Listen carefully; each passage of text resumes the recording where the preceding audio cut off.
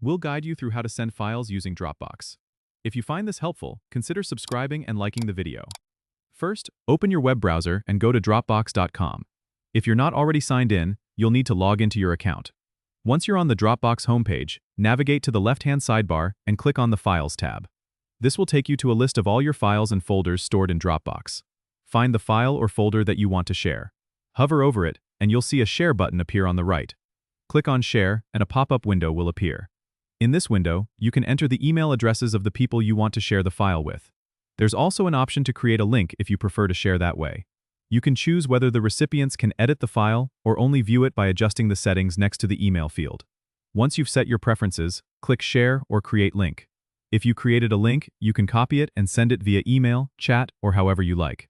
Now your file is shared, and the recipients will receive an email or link to access it. A quick tip: if you're sharing sensitive information, consider using Dropbox's password protection and expiration options for additional security. That's it, you've successfully shared a file using Dropbox. Don't forget to subscribe and comment if this helped you out.